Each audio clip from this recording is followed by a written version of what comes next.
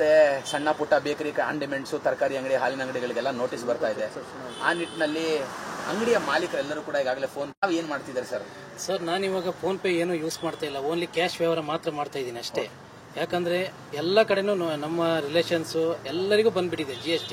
ಇವಾಗ ನನಗೂ ಬರೋ ಚಾನ್ಸಸ್ ಕಾಣ್ತಾ ಇದೆ ಆಲ್ರೆಡಿ. ಅದಕ್ಕೋಸ್ಕರ ನಾನು ಏನು ಇವಾಗ ಫೋನ್ ಪೇ, ಪೇಟಿಎಂ ಯಾವುದು ಯೂಸ್ ಮಾಡ್ತಾ ಇಲ್ಲ. ಈಗ ಪ್ರತಿದಿನ ಆನ್ಲೈನ್ ಅಲ್ಲಿ ಪೇಮೆಂಟ್ ಮಾಡಿದಂತವ್ರು ಸಡನ್ ಆಗಿ ನೀವು ಆನ್ಲೈನ್ ಬೇಡ ಕ್ಯಾಶ್ ಅಂತ ಹೇಳಿದ್ರೆ ಕೊಡ್ತಾರ ದುಡ್ಡನ್ನ?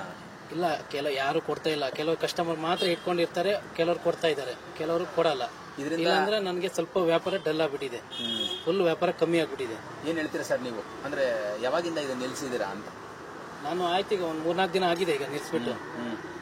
ಫಸ್ಟ್ ಎಷ್ಟು ವ್ಯಾಪಾರ ಆಗೋದು ಪ್ರತಿದಿನ, ಈಗ ಎಷ್ಟು ವ್ಯಾಪಾರ ಆಗ್ತಿದೆ? ಮುಂಚೆ ಇವಾಗ 13-14 ಸಾವಿರ ರೂಪಾಯಿ ವ್ಯಾಪಾರ ಆಗ್ತಿತ್ತು, ಇವಾಗ 6-7 ಅಷ್ಟೇ, ಅಷ್ಟು ವ್ಯಾಪಾರ ಆಗ್ತಿದೆ. ಕಷ್ಟ ಆಗತ್ತೆ ಅಂತ ತುಂಬಾ ಕಷ್ಟ ಆಗ್ತಾ ಇದೆ. ನಿಮ್ಮವ್ರಿಗೆ ಎಷ್ಟೆಷ್ಟು ನೋಟಿಸ್ ಬಂದಿದೆ? ಎಷ್ಟೆಷ್ಟು ಲಕ್ಷದ್ದು? ಆಲ್ರೆಡಿ 55, 60, 70, 45. ಕಸ್ಟಮರ್ಸ್ ಏನ್ ಹೇಳ್ತಾರೆ ಗೂಗಲ್ ಪೇ, ಫೋನ್ ಪೇ ಅಂದಾಗ? ಕ್ಯಾಶ್ ಇಲ್ಲ ಸರ್, ಕ್ಯಾಶ್ ಇಲ್ಲ ಸರ್ ಅಂತಾರೆ. ನಿಮ್ಮ ಹೆಸರು ಹೇಳಿ ಸರ್. ನನ್ನ ಹೆಸರು ನಿತ್ಯಾನಂದ ಶೆಟ್ಟಿ.